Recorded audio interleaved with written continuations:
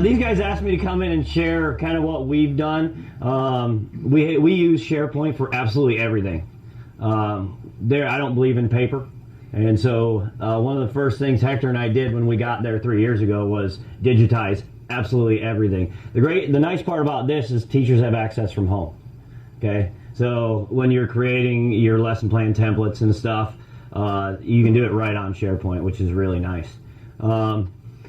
I would say the biggest pitfall that I've run into in transferring from the old SharePoint to this one in particular, and let me preface this by saying I run SharePoint. Okay, it's the #1 thing, communication site for me and my teachers. Okay, so I keep full control over it.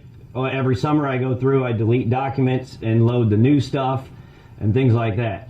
But when you're transferring from one site to the other, it has to be, you have to use either Google Chrome or Firefox, because that way you can transfer multiple documents. Explorer will not allow you to do multiple documents. You can only do one at a time. That, if you use it like I do, that will take you a year to transfer those documents. Okay, so you can batch file everything in Google Chrome or Firefox. That's probably the biggest hiccup to this whole thing. Other than that, you can use Explorer if you're used to using it. Okay. So I'm going to take you a little bit through some of the big stuff, how we use it school-wide, and then down to some of the more specific teacher by teacher, that kind of stuff. The nice part about SharePoint, it's all real-time information. So whether it be dress code violations or we do all of our interventions on there, stuff, it's all real-time and everybody can see it, which is super nice. On the big picture, when it comes to the home screen, this is actually, you can see these documents here. In the past, the last couple summers, now I don't send anything home, I don't mail a thing to the teachers. The last couple summers I created a summer website that teachers could go on. Everything that we did was put on there, the new faculty handbook, the student planners, all the stuff for the upcoming year. Now with them having access from home, I'm just loading it right on the SharePoint. And I put everything in the announcements for the summer, and what they are, and attachments and things like that. So like our org chart's up, draft of the faculty handbook is up, the master schedule draft is up. So they can go in at any point and see, oh, I was teaching 6th grade math and now, holy crap, I'm teaching intensive 8th grade math. You know, they can see it all in real time.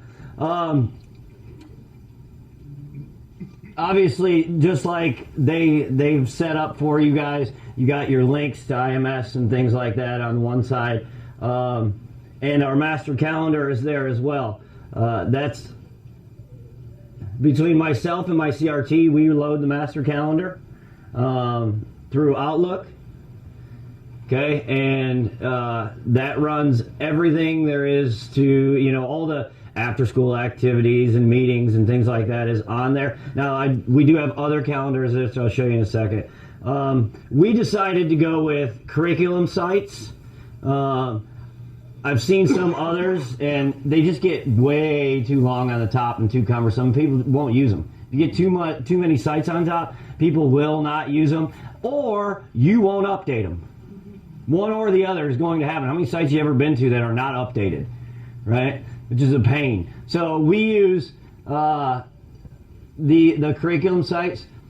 Hit social studies. Theirs is probably the best. Now some groups, some PLCs will use them better than others. Social studies is one that uses it really well. They use it for all their agendas for PLC meetings. They use it for all to share PowerPoints, common assessments. They even have a discussion board up there. They link videos up there.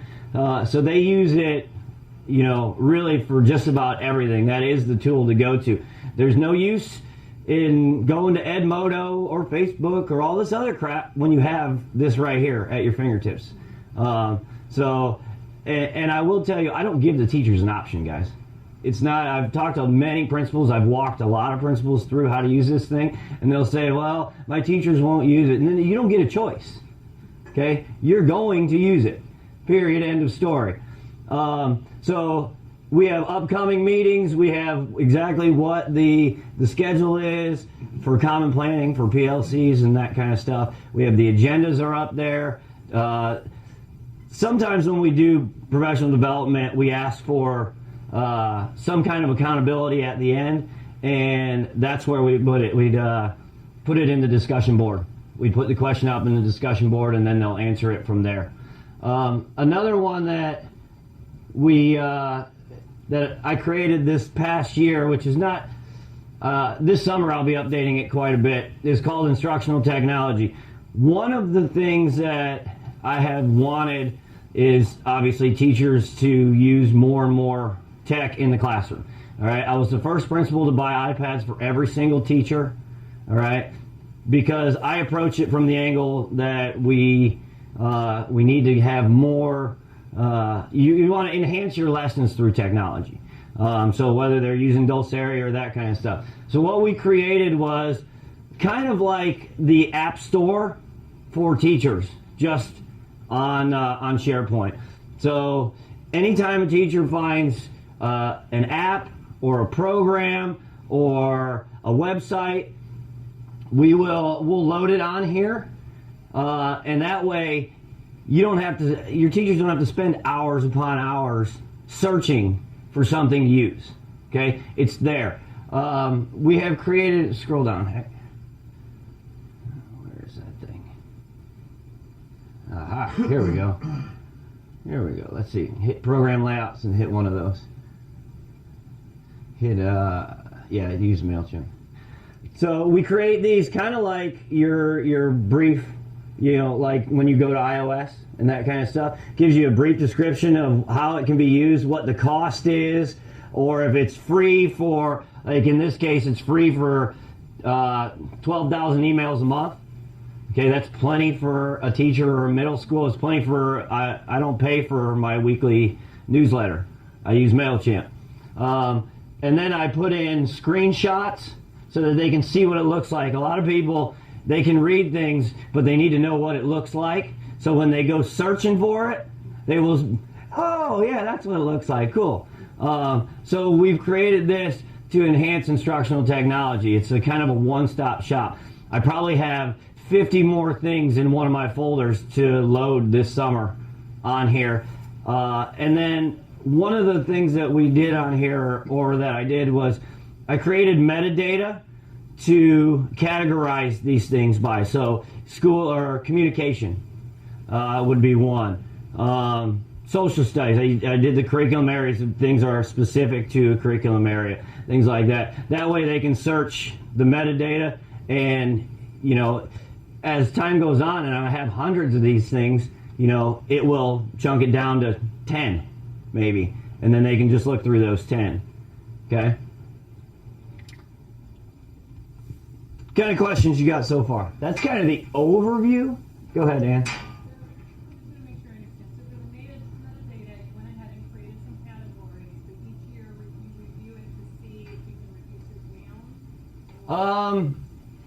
I'm actually adding more to it. Adding more to get more specific for the search. Correct. Did you share this with us? Absolutely. Yeah. Huh? I have actually, Westridge Middle School has access to this, and there's several other schools kind of within the Southwest Consortium that I've shared it with, and if principals want it, I put them on. So just email me, and absolutely, I'll give your school the permissions for it. Not a problem at all. One of the other things on here is the Media Center site.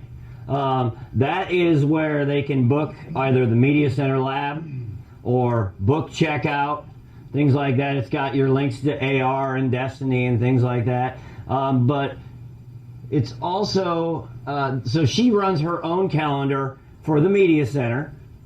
And then she also runs the technology calendar, which allows teachers to check out the cows or the iCows. Okay, I got 5 carts, 2 iPad carts and 3 HP mini carts. Okay, and they are always checked out. And so if teachers want them, they need to go on there, they request it, and and that way everybody knows what is going where. So you can see there isn't a day that goes by that those carts are sitting in the media center. They're in somebody's classroom, which is great. That's what we want. All right, I'm going to go down to the more specific kind of stuff. Hit the home page.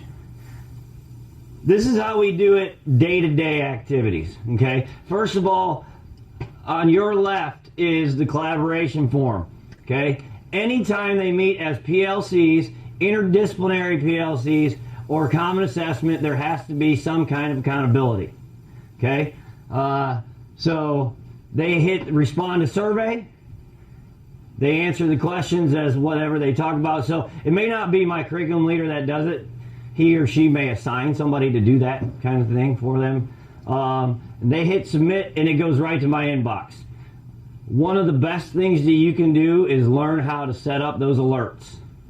Okay? Because I never have to go in here, ever. It comes to my email and it gives me exactly what they've done, answers to the questions and everything. It's completely right there. And it gives me a quick snapshot of what they're doing. Once a month, I'll respond to each department just saying, hey, great job on this. What are you doing for interventions? You haven't addressed that part yet. That way, if I can't get to the meeting, because I can't go to 7 meetings in 1.5 hour period, I can still keep track of what everybody's doing. Okay? So that's one of the things that we do.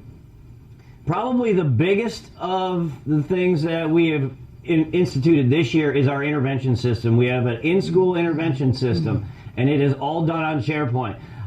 This is kind of my baby because this is what I chose for deliberate practice this year, was interventions.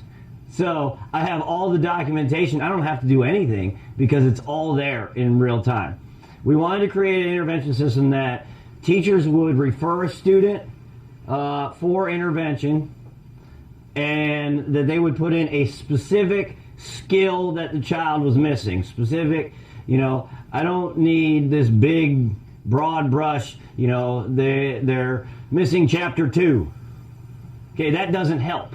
Okay, that's almost impossible for one coach or one para to catch the kid up. Okay, I need a very specific skill. And what that does is it alerts me, it alerts my 3 coaches, it alerts my ESOL coach, my ESOL paras, and my ESE teachers, my support facilitators.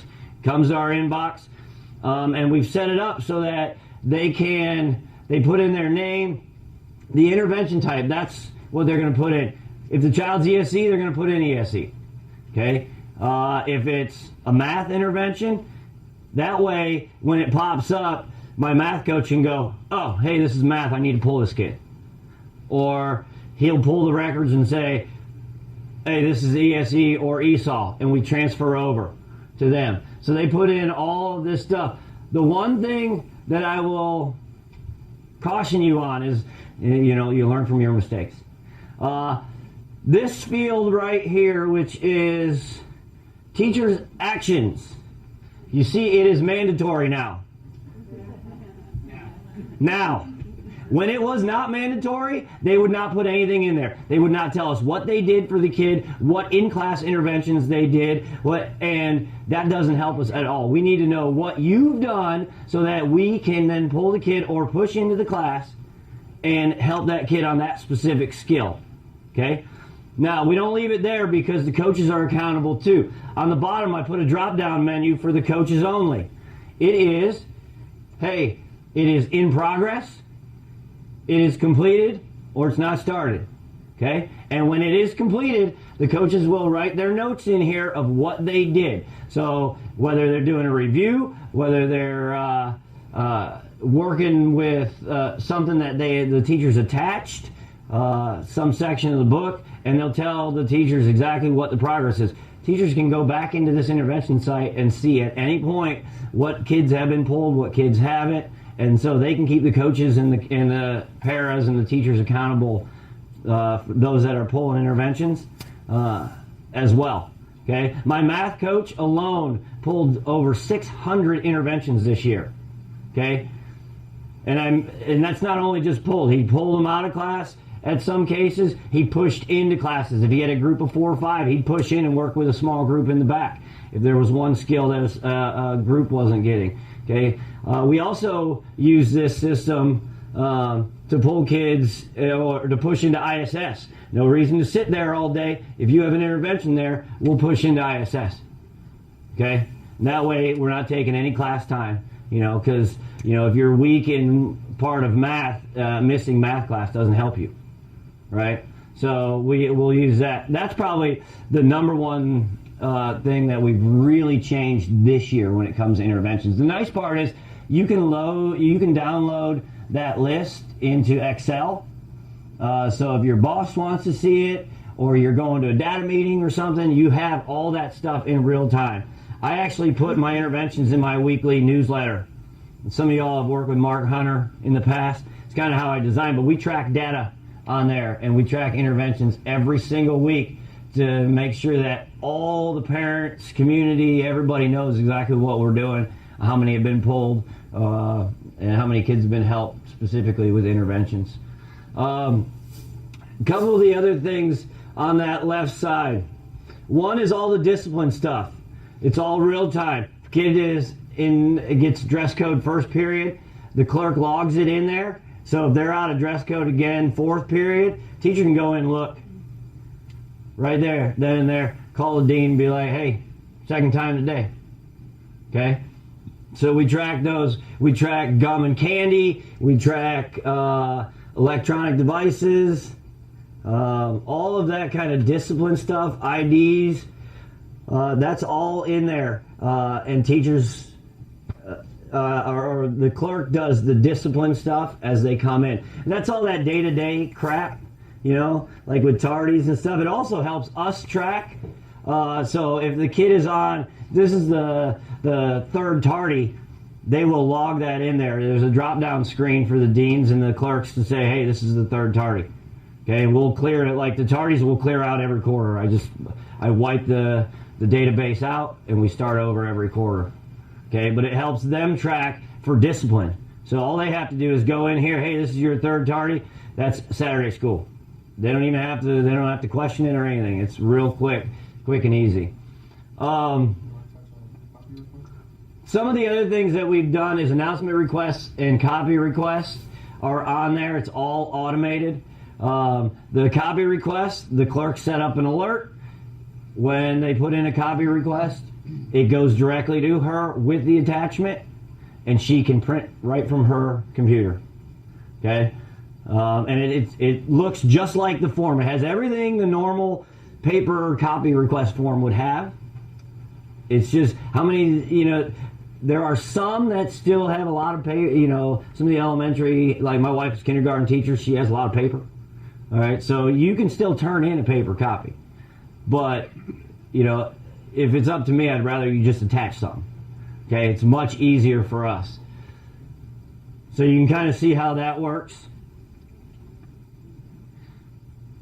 The announcement request, they go in, it alerts me, the media specialist, and the CRT. Because if I'm not on campus to do announcements, then my media specialist does it. If we're both not on campus, then the CRT does it. So it alerts us. It also alerts my my TV production teacher. Okay, that way he has an exact description of what the students need to say on the TV announcements. Okay, one of the reasons it alerts me is because if it comes up, one of my deans or myself will put it on Facebook and Twitter that day, so that the kids know what's coming up and upcoming events and things like that. So we put it on Facebook and Twitter right away anytime there's announcements. And that's from clubs to special activities to, you name it. We run it through the announcement requests. What are you laughing at? Announcement is misspelled down Did you create that or did I? here. Oh, you did. Was it me? What's up, Steve? Your idea of discipline, so you ever come across the idea of patrol passes when you check it out? Do you have a record of who's out there playing? No, the reason I have not done something like that is because I would I would rather have the teacher teaching and facilitating class than being on the computer putting in a hall pass. It's probably a pretty good idea, but I think it's just too cumbersome, especially at a school where, you know, some of the middle schools, high schools that are running over 3,000 kids. Good golly, how many kids are out of class at one time? I think it'd just get too cumbersome. Oh, thanks. Thanks. One of the other things we have is we designed our own positive referral system called Pure Panther a couple of years ago. This is how we track that. Every kid that gets their first pounce, yeah. We pounce them in a positive way. Gets a school shirt that it has something to do with Pure Panther. And the teachers are the ones, they will go in there and they will put the kid's name, and then my dean that's in charge of it will then take that, give awards out. It's our log, so that if you get more than 4 pounces in one quarter, then we have drawings for Nooks and iPod shuffles and things like that, which is really cool. So this is a great way to keep track of, you know, what, you know, the positive things that kids are doing. And again, every quarter we clear that out and we start fresh. And it's nice and easy to work with. It's real time, but you can see. The most important thing on something like this is always, always, always require a student number. Always. It is the only unique identifier in a spreadsheet. So if you want to load this list every night, Dean Walker goes in and he loads the list from that day into Connect Orange, and then we send out a message. Hey, your kid did a great thing tonight. They got pounced, they got a shirt, whatever. I don't know, I recorded the message 2 years ago, so I don't even know what it says anymore. But every single night, a message goes out to parents for kids that have been pounced. Because, you know, you get a lot of negative calls home. This is a good way to get a positive call home. And the only thing you need in Connect Orange is student number. All you have to have is a list of student numbers, and it will load it for you. Right? So always, whenever you're doing any of this stuff, require that student number. Make that a required field. Okay? Some of the other stuff is your, like, Saturday school and ISS is on there. That way teachers know if they need to send work down to ISS, they don't need to send a kid with a book. We have all the books in ISS. All they need to do is put it up here, attach the work to the ISS roster, and it goes right to my program specialist that runs ISS. She doesn't need to call. She doesn't need to fraternize with students that are not supposed to be in there, that kind of stuff. You know how kids like to go hang out with the ISS teacher? Yeah. We bypass that. So those are some of the logs and stuff. Everything we do is logs. Now, we also do class counts are done on here. Anytime you have FTE, 10-day counts, 5-day counts, 7-day counts, I'll post it for that specific time period, and it will give you a spreadsheet of when the teacher posted, first period, the number of students. You know, you create that, but it'll give the name. That way we can go check. Hector Bias, you did not do it first period. Please send it in now. Right? One of the other ones that I did our my intent to return forms on here this year. Created it, sent it out, sent the link out to teachers. Just said, here's the link. By Friday, fill this out. Okay, and then when they were all in, I just hit it, and that way next year I can put it back up. Those are surveys, right? Mm-hmm. Yep. Those are done through surveys, absolutely. And then master documents. That houses everything that is Freedom Middle School. Okay, my lesson plan folders are in there. Any ESE or 504 information is in there. Any teacher says they don't know what the kids' accommodations are is full of crap. Because it is there. They can go in and look. Every single kid is there.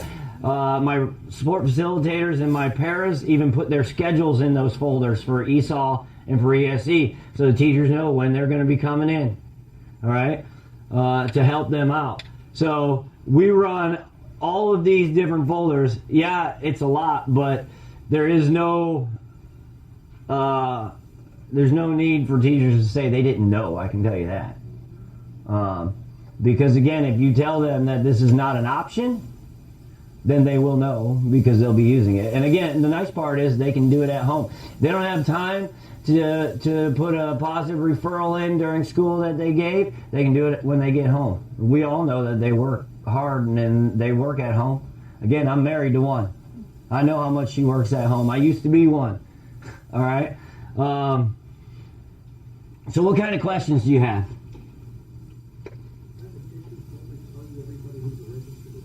It does. We update that list every single week. We load it from the additions site. My coordinator updates it every single week. So that way it's in real time or close to it, and teachers don't have to call and disrupt her class every 5 minutes. Is this parent? Is this parent? Is this parent? Yeah. Wow, you guys know it all. No? But I thought we were supposed to use what, meta instead of folders? Well, when we did this, that's one of the big tasks I have to do this summer is transfer this stuff to metadata, which is fine because a lot of these documents are updated anyways or need to be cleared out and cleaned out. I will go through. I spend a lot of my time during the summer. I rework this site and I rework our entire school website because God forbid a school website is actually updated. Okay. I run my own school website too. And the reason I do that is because when I interviewed for this job 3 years ago, there was nothing on the school website. There was no information on it. So I vowed that would never be the case. So I updated it, and Hector can vouch for me because he was my tech for 2 years. I update it on a daily basis, that homepage. Every summer we went through and we changed teacher names, all that stuff. Page by page. We go through, and then what do we have, 150 pages or something? It's actually, once you get used to it, it's not as, it goes by pretty quick. How do you communicate, because you said you put all your information for all your teachers on there during the summer, Mhm. so that way they can, how do you deal with a teacher that's on a temporary contract who now has lost their login privileges and can't get, email through OCPS or anything else, that you're having to use an alternate email address for them? What I'll do is anytime I post something on the announcements, I'll send it out, hey, there's something on SharePoint or whatever, and I'll have those extra, like the 3 teachers I just hired, I have their home email addresses, and then I'll send it to them, I'm blessed this year that I only had to hire 3 teachers. Everybody's staying, so I have very few to actually send to.